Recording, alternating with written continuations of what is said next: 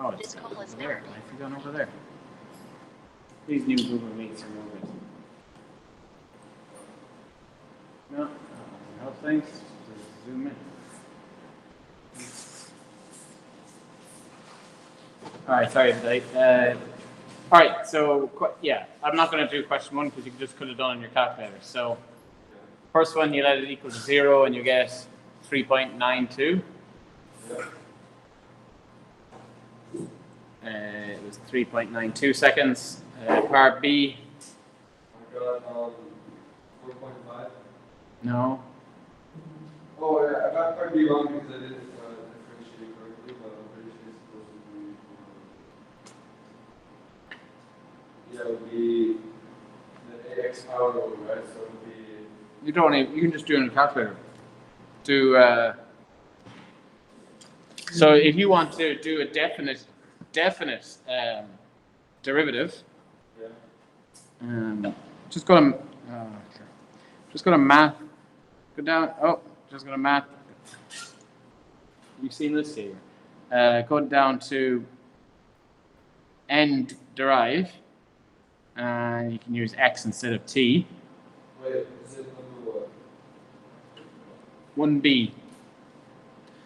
If you have, so they're asking for what's the acceleration when t is equal to 3. So instead of having to derive, this will derive it for you if you have the value you want to derive it at a point.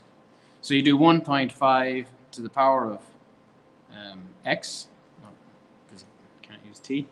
So this is the formula, minus 4.8. That was given in the question. That was your velocity. And you want to say, okay, I want to derive it at when x is 3. It'll give you that. 1.37. 1.37, yeah. What are we supposed to put for the square equals? That's the number. Do you not see it on screen here? Can you read that? So 1.5 to the power, well, t x minus 4.9, that was the formula. And I give x equals 3. So you can do that one. If it's a definite derivative, you can do it on your calculator as well as a definite integral. If it's a calculator question. Oh, wait. I was on series rules. Oh, okay. Anyway, the part C then, also use your calculator, and so the part B answer, I'm just doing this because Malika is probably going to watch the answers video at a later stage. You put into the calculator as well, integrate from 6 to 0, total distance. So for total distance, do we use absolute value? Yeah, you do, yeah. And yeah, so it's 1.5. Do this on the calculator and it'll give you, with regards to t, and it'll give you 15.4 meters. Okay, and that's the answer to question 1. Now, question 2, Lahapital's rule. I did these yesterday in a cafe. That's how cool my life is. So we have, this was what they asked to find, the limit of x as approaches 0 of this thing. And they just said, do Lahapital's rule. So you didn't even have to think about, well, how would I go about this? Oh, So I did it 4 times. Don't know if that's right now. Let me check. All right, okay. So first of all, let's test at 0. 0 divided by ln1 is 0. Yeah, it is. So sine 0 is 0. And ln1 is 0, so 0 over 0 is the first one, okay? So now I'm going to use Lahapital's rule, so I'm going to differentiate both, yeah? So limit as x approaches 0, I'm just going to keep them where they are. So to differentiate this,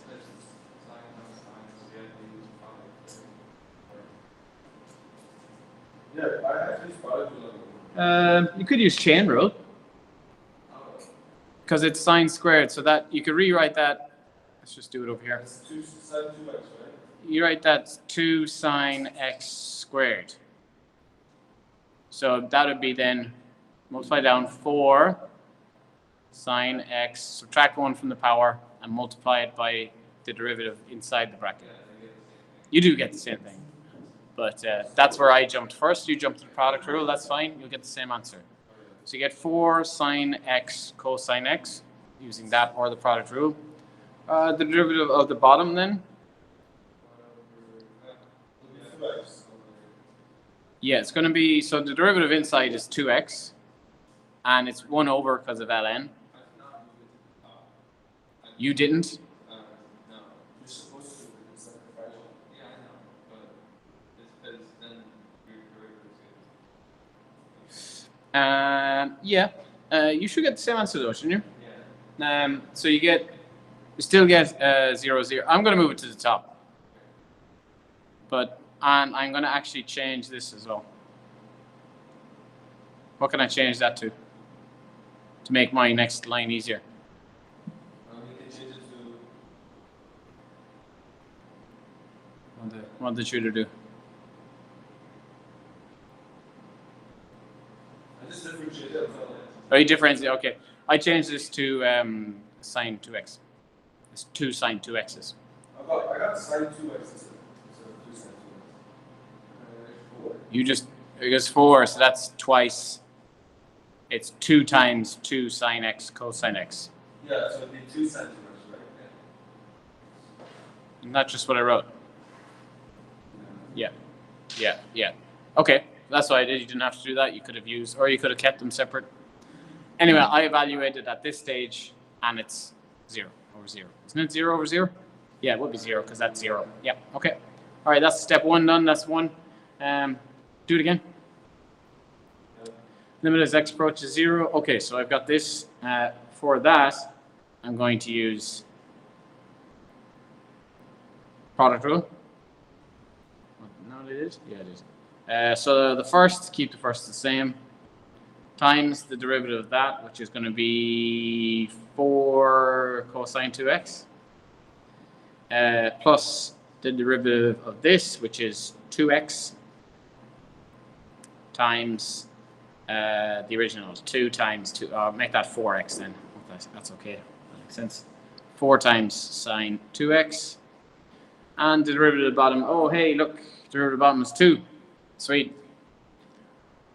That makes things easier. So evaluate at 0. And that is going to give 1 plus 0. So that's 1.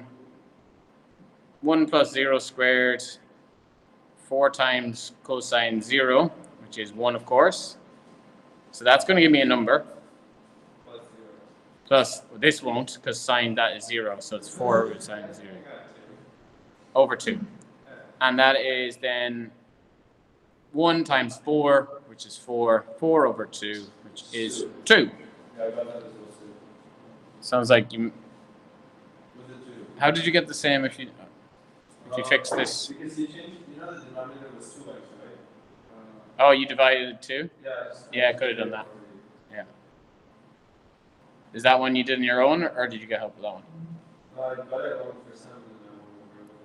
Okay. Very good. Okay, so I wouldn't say it's a straightforward Lahapital rules question. Some difficult derivatives there and use of trig identities and stuff. So that was a difficult Lahapital rules question. All right, question 3, a differential equation with Euler's method in it. Yuck.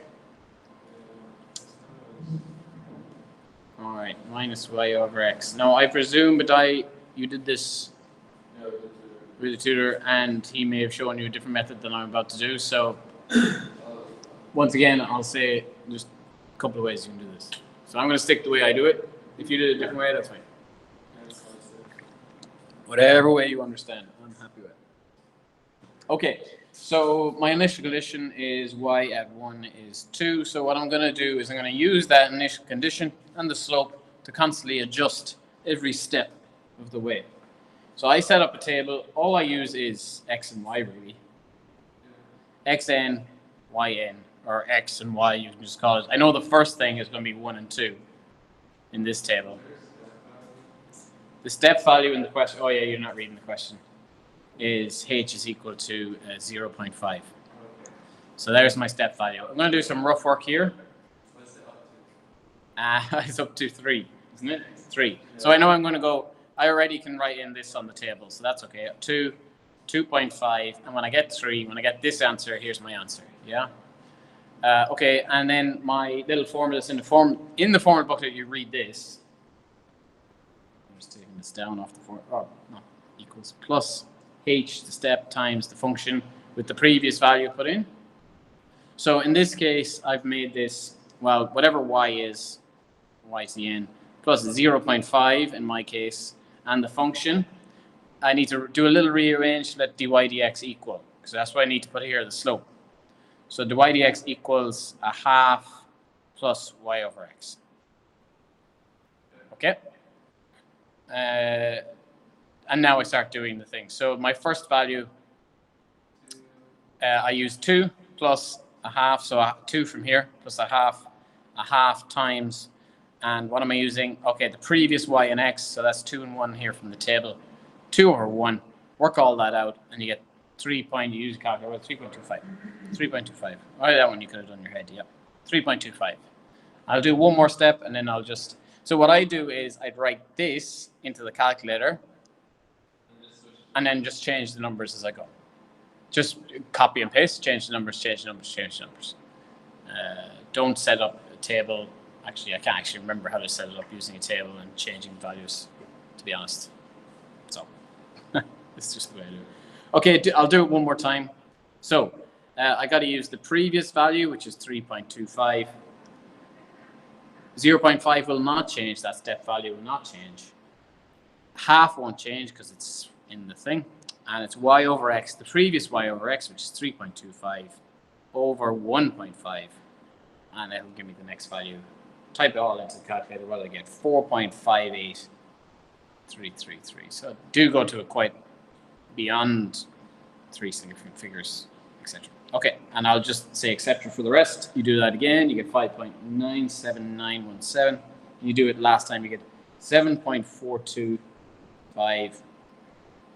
And therefore, there's my answer. Y at 3, so when x is 3, is 7.4 to 2 significant figures, 7.4, 7.43. All right? Does that make sense? Yeah. Okay. But is that the method you guys used, or? You made a full table? Okay. I don't know if this is easier or harder, but. Yeah. Okay, I did, yeah. Just make, I think, 2-line table might be easier, and then just have the formula to the side. Yeah, you know, you can rewatch this later and see if you can do it again yourself. When you plug in the x and y for the derived, like the slope trait, pretty much, it's the x and y previous. Okay. And minus. Okay, so use the previous one to form the next one. So you've adjusted the slope, you've got 2 new points, and then you're going to find the slope using the 2 new points to find the next 2 points. Yeah. Yeah. And just rearrange your equation at the start to let dy dx equal, and then that goes here. Okay? And yeah, so that came up. Yeah. A question very similar to this was the one that caught out Tamara and Sean in their final exam this year. Weren't table, couldn't remember. And couldn't remember part B specifically. They tried part A and one of them almost got it.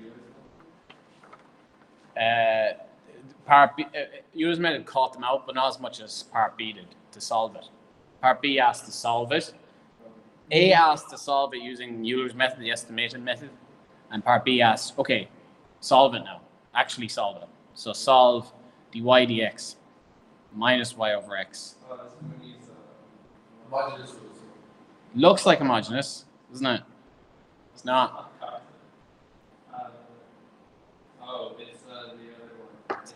It's integrating factor. Set up. Look at the integrating factor formula in your book, a booklet, which I don't have in front of me, and it's exactly like that. Was that homogeneous? You could, I think. I didn't try and do it homogeneously. You probably can do it homogeneously, actually. Yeah, yeah. Did you do it homogeneously? Yeah, you probably get the same answer. Well, I'll show you doing integrating factor. I just noticed it straight away. That's set up like integrating factor. It's just straight away. I think integrating factor is easy. And you'll see why in a second. Integrating factor is always the same way. Okay, so let's look. What is the integrating factor? It'll be the thing multiplied by the y. 1 over x. So I'll do integrating factor over here. So integrating factor is always 1 over x, e to it. The integral of whatever, it's negative 1 over x, doesn't it? Because it's plus. Should be plus here. So negative 1 over x dx. All right, that's my integrating factor. Let's integrate that 1 over x, which is negative ln x. So that's going to be e to the negative ln x. All right. E to the ln will cancel, but not e to the negative ln, so I need to do something with that. So you're going to multiply by... Bring that power up, can't I? Because it's logs. This is very small for you, sorry. So yeah, e over... E to the ln to the x to the negative 1. Yeah? Yeah, 1 over x. 1 over x, yeah. That's go away, and e to the negative 1 is 1 over x. So that's my integrating factor. It's 1 over x dy dx. Now, we don't need to do this line necessarily. If you have the ability to skip this line, that's fine. 1 over x, y over x is equal to 1 over x times So you're basically saying half. the integral of negative 1 over x is equal to 1 over x? No, it's e. I know, but like, just implicitly. The integrating factor always has e to the power. Always e to the power. The integral of negative 1 over x is this, negative ln x. Oh, right, okay. Yeah, we integrated there. The e makes the ln's cancel. The e is there. That's what the e is there for.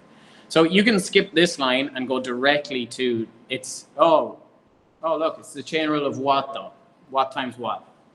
1 over x times y.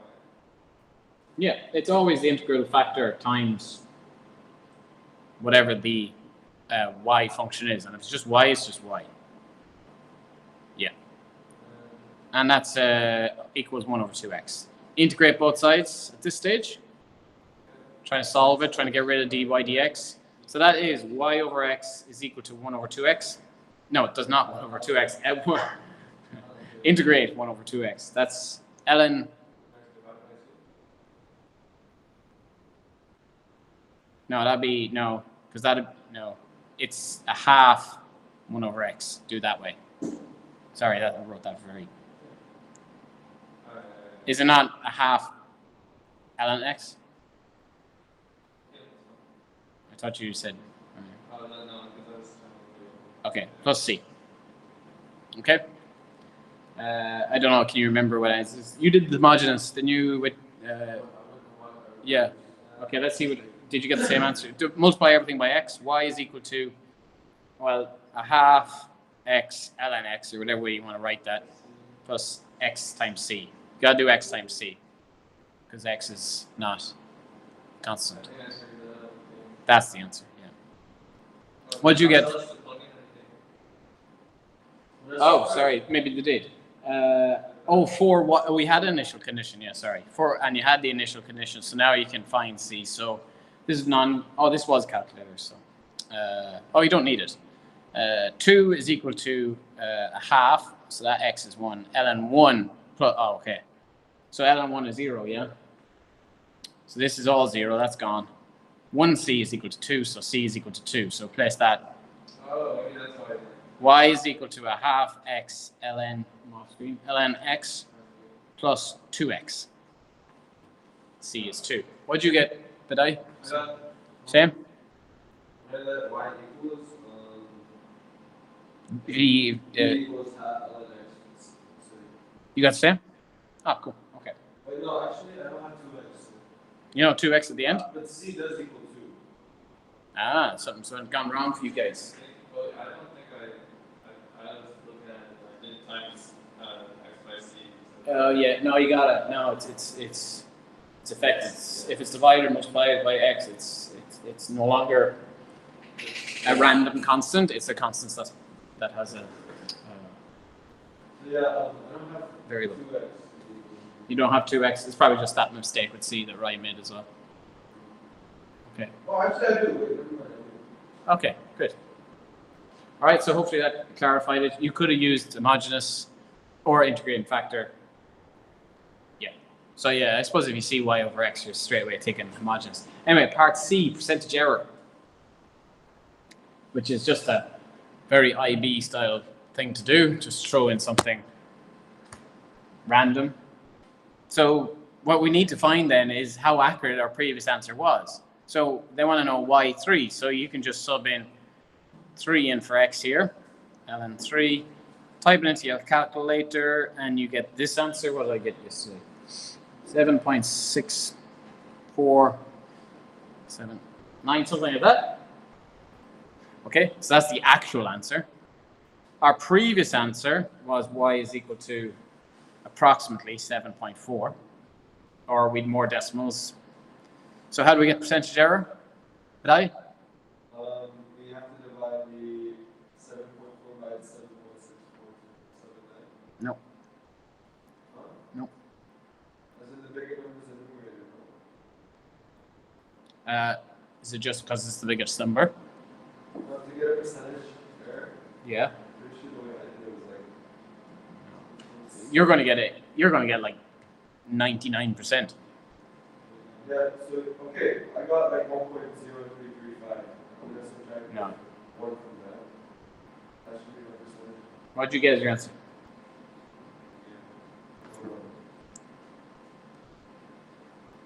Okay. If you estimated 97, no, that's bad. It's going to use 3 as well. What'd you get? If you're at 1 point something? No. For percentage error, you need error divided by actual multiplied by 100. What the error was, that's the percentage. So you need to find out how far you were off. So you need to subtract these two first.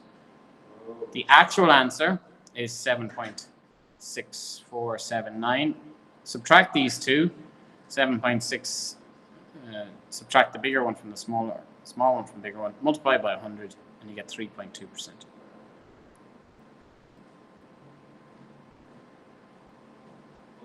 That's how you get percentage error. You need to know what the error was, not just what the fraction one is of the other.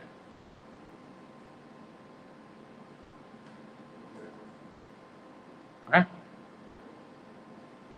Trying to think of an example. You might get it there. What's 7.4 divided by? Don't you get like 96.8? No? Yeah. You do, 96.8? Well then, yeah, so that's your percentage correctness, not percentage errorness. So as long as you remember to subtract that from 100, you'll get it. All right, question 4. Oh, the sheep field.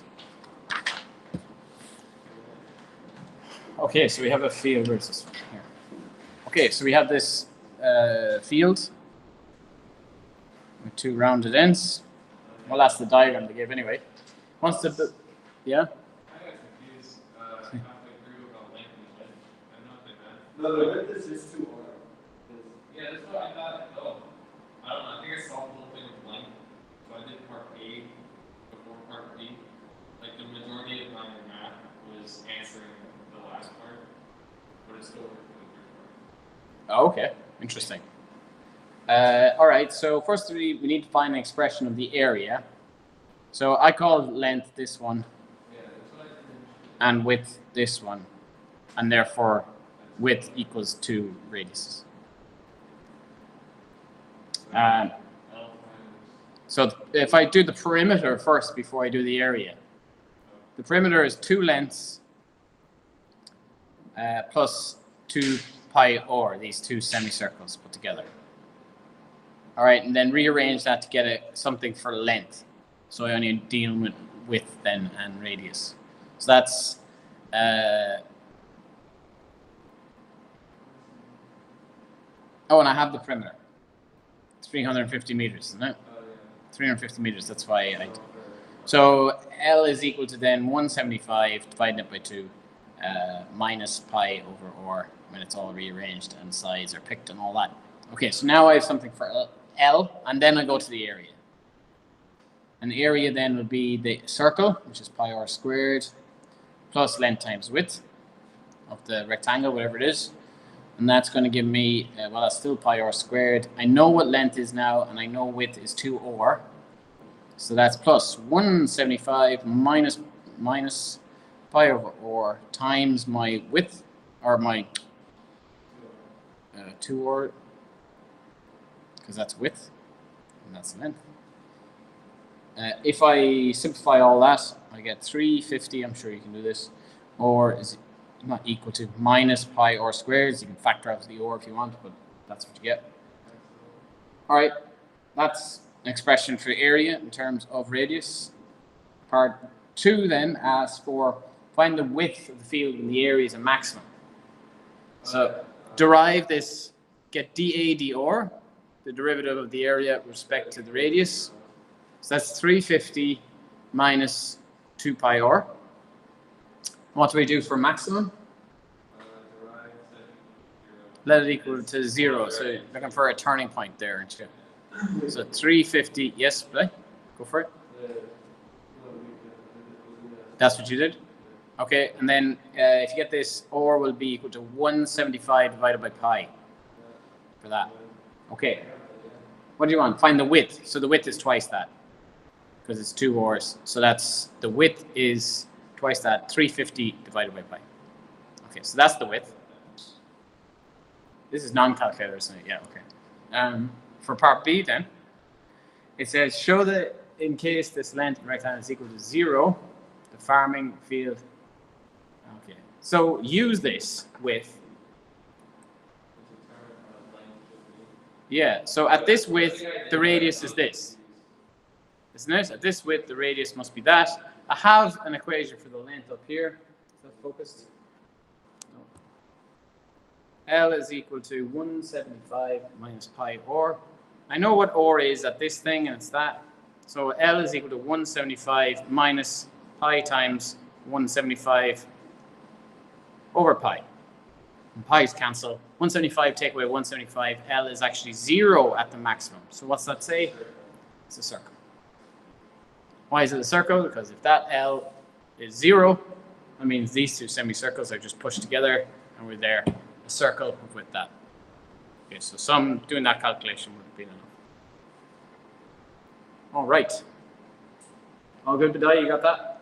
Yeah. So the confused with the process, but I think I'll just go over it. Like with the whole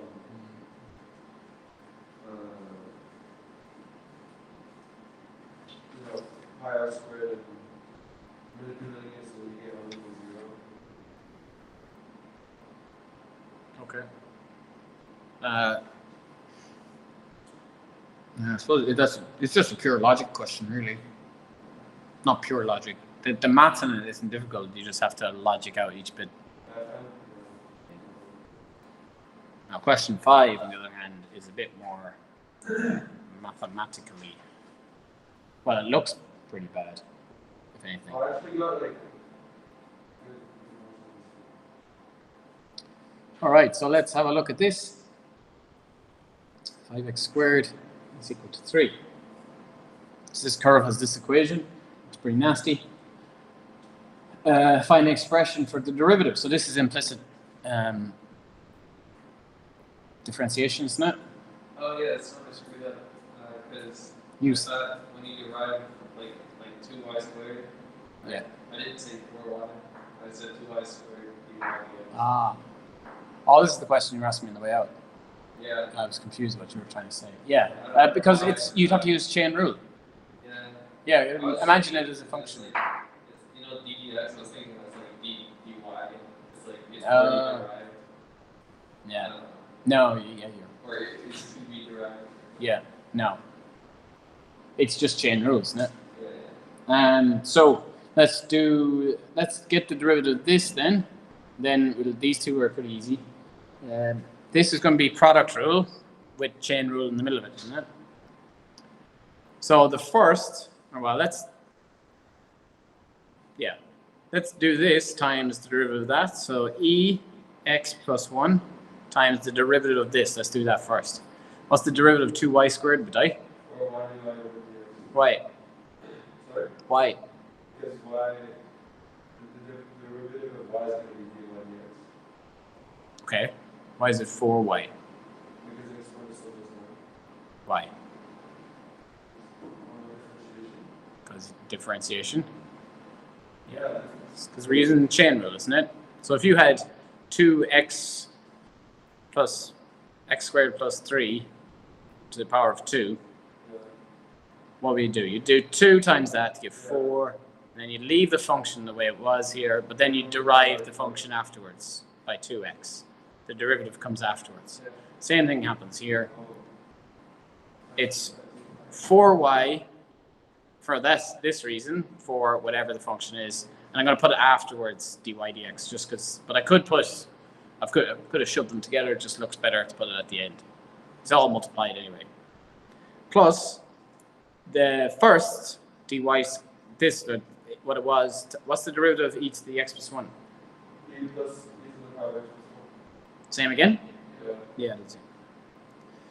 Okay, and then I can get the next one pretty easy. Minus 10x is just 5x squared and equal to 0 now. What's my next step? What was the question again? Find an expression for dy dx. Solve for dy dx. Yeah, I need to solve for dy dx. So, yeah, it's a bit messy, but dy dx equals a bit of rearranging. So 10x minus 2y squared e to the x plus 1. That's that term. All over divided by this. 4y e to the x plus 1. Yeah, I just said 2y squared divided by 2y. Yeah, if you want to divide everything by 2, you can, or you can separate the factors. I figured out the denominator. Okay. Yeah, so you can write 5x, which is the answer in the mark scheme. E to the x plus 1 all over 2y e to the x, if you want to do that. That's fine. Or equivalent. All right, sweet. That's the first part. Part B asks, find the equations of the tangents to this curve when x is minus 1. So we've got the curve's function. We've got the derivative of the curve. So we have enough to do this. So when x is equal to minus 1, my first thing I do is, all right, in order to find the equation of a line, any line, I need the y point as well. So I would find the y point using the initial function. Is this non-calculator? Oh, it is non-calculator. That's not easy.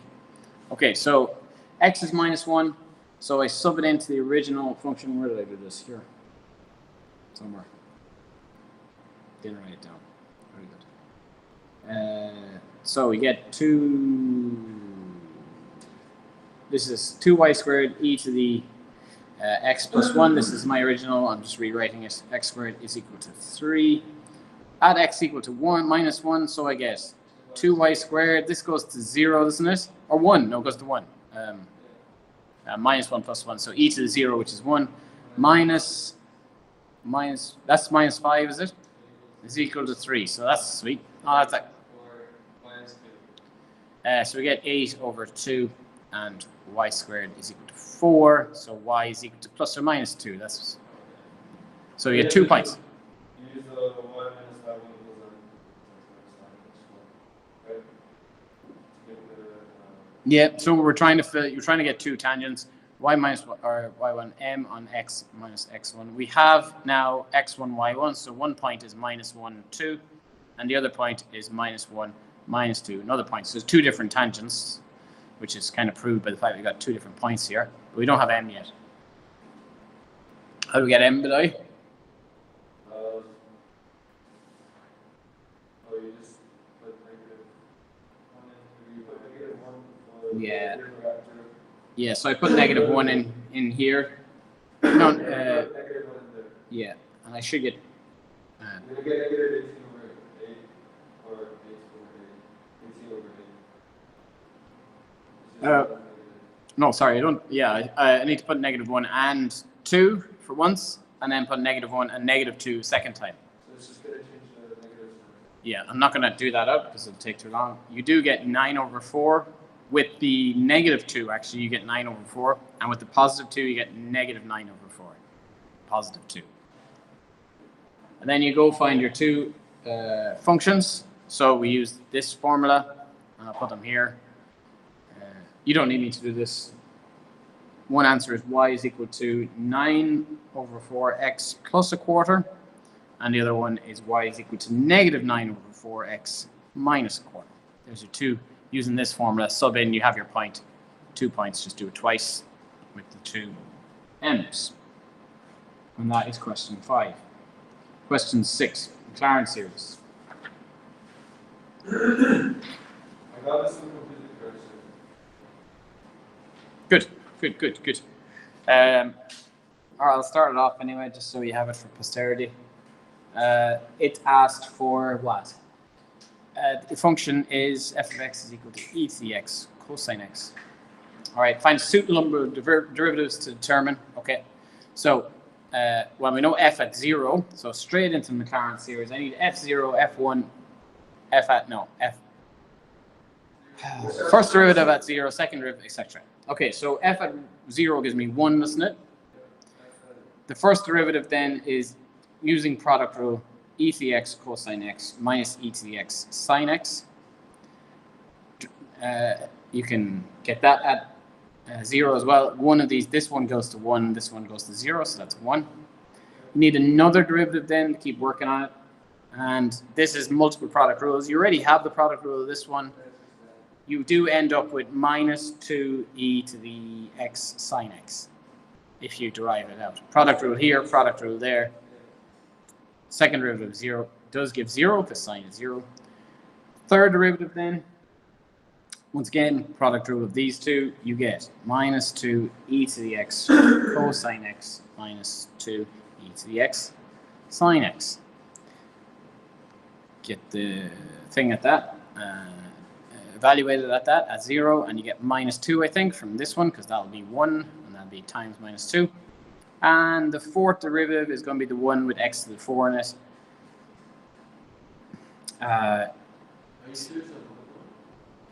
The fourth derivative, yeah. Pretty sure. Did you go further? Fifth derivative. No, it's the fifth one, but it's the fourth derivative. Oh, wait, because I thought it.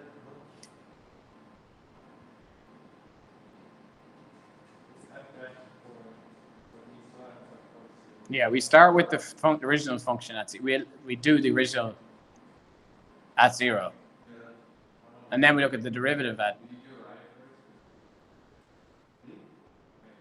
All right, so the Mclaren series from your form booklet is formed with f at 0 plus f dash at 0, x over 1 factorial, plus f double dash at 0, and so on, x squared over 2 factorial, and so on. So we'll fill that in. The function, our polynomial that's pretty close to the function is, well, f at 0 is 1, plus f dash at 1 is also 1, so it's x. F double dash, that disappears. That's gone. F triple dash is minus 2. So that's going to be given minus 2 over 3 factorial, which is 6, x cubed. The next one is x to the 4 anyway, and it's minus 4. So I've already put in the minus here. So it's minus 4 over 24, 4 factorial. Simplify that a little bit.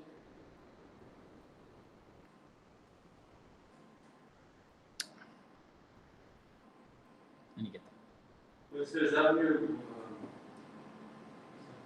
I just simplified it. Yeah. what did you do with the like the last step? No, wait. Before that? Yeah. Want to get from here to here? That's the thing that we have. That's in the form booklet. That's the form booklet. Yeah. Yeah. So what I did in each time was just replace f dash at 1, f dash at 0, f double dash at 0 with these answers. 2 factorial is 2. Well, that one disappeared anyway because that answer was 0. Over 3 factorial is 6. X cubed. 4 factorial, x4. The fourth derivative. Oh, I kind of just multiplied them both at the start. Like I just stopped to the point where if they go over x to the power 5, then put it in. Oh, so you did derive but stopped. Okay. No, Did you get the same answer? Yeah. Okay, well then that's okay. All right, part B then, hence or otherwise determine the exact value of limit. So this is the hence or otherwise part of this second question is otherwise is Lahapital's rule. Start again, look at it, just evaluate it, derive it, and I think after a couple of derivations you get you get the same answer. But I think the easier way is to do the hints using the Mclaren series. So I have the Mclaren series, you can see it here. That is the Mclaren series. They have changed it a bit. They want the limit of x approaches 0 of e to the x cosine x minus 1 all over x cubed. So we have this. So this is the hints. So we have a polynomial that's very similar to this. 1 plus x, and it's very similar at 0, which is sweet. 1 plus x minus 1/3 x cubed. So I'm putting in the polynomial. And I'm just going to say, and that continues. And that's all I need to do. That's super accurate if I do and continues. That, take away x, take away 1. That's the top line. All over x cubed. So minus the x gets rid of that x, and minus the 1 gets rid of that 1, you're right. X cubed, yeah, so x cubed divided into that all terms. My first term is minus 1/3, the x cubes cancel. My second term is minus 1/6 x. X4 minus, and it doesn't matter after that, because as we approach 0, this one goes. And anything after it will go. So we didn't need the full polynomial at all, so the answer is just 1/3. Minus 1/3. There you go. Done. Did you get that? I used the Lahapital. You use the Lahapital. You should get minus 1/3 as well. Yeah. How many questions were in this test? Good question. We 9. That was question 6. No, sorry, not 9. 7. That was. Yeah, I don't think I got it. Sure. Yeah. Is that only negative 1/3 because they don't want anything over x to the power 4? No. No, that is not right. If you go over x to the power 4, you're going to get more values that have x to the power. So, like, you know how it's negative 1/6 x? Yeah. Like, something is going to be something else, x squared, x cubed. Yeah. It's, you know, see, as x goes to 0. 0. All those x's will go to 0, so it doesn't matter. You'll get loads of terms. You literally have infinite terms. You want to keep going. But they all have x in them. And they'll all go to 0. So this is super accurate. Even though we only found up to 4, yes. But as soon as that's all we needed. Last question then. It gives you the second derivative of something. 40x to the 2/3 plus x plus 1 to the minus 2. And it says, okay, find the function. And if I want to find the function, I know if I integrate twice, I will get back to the function, won't I? So I just need to integrate twice. But I'll have some c's in there. So I'll integrate once. Integrate that. That's going to be 40x to the add 1, 5/3, divided by the new power, 5/3. Not that nice, but it's doable. Plus, now this is minus 2 down, multiply, I get actually minus 1 over x plus 1, I think, plus the c. That's integrated once, that's f dash. Fx then will be that integrated. Now I could tidy this up a little bit. 5/3 of 40 is, 40 divided by 5/3 is going to be 24, isn't it? So that's 24x to the add 1, 8/3 this time, divided by 8/3. Now this is ln, isn't it? Minus ln x plus 1 for that one. Now, c becomes cx, yeah? And I have another c. So you can call that c1, c2, or just call that d or whatever. It's just another constant. Now you're given 2 initial conditions in this question. F at 0 is ln2, and f at 1 is 0. Okay, so this, I can find c and d. I've got 2 bits of information to find it. So when x is 0, ln2 is the answer. So let's use this let's tidy this up. 24 divided by 8 is 3, so this wasn't 9. 9x to the 8. I'm just going to change that to 9x. That's very sloppy, but that's just why. Anyway, so ln2, the y value is equal to 0, so that's going to go. 0. This would be ln of 1. Which is 0. Okay, thank you. Okay, plus, well, 0 times c is 0, plus d. All right, so that's 0 as well. They're all gone. Oh, look, d is ln 2. Very good. D is equal to what, sir? ln 2. So we already have d, so now all I need to find is c. So f at 1 is 0. So that's 0 equals, put in 1 for everything. 9 times 1, 1 to the power of that is going to be 1, so that's just 9. Minus, this is ln 2 now. 1 plus 1. You seen this? No. Sorry. That's 1 plus 1 is 2. Plus c to the 1, c times 1, which is c. Plus, well, d we know now is ln 2 from the previous one. ln 2 cancels. And c then is equal to -9.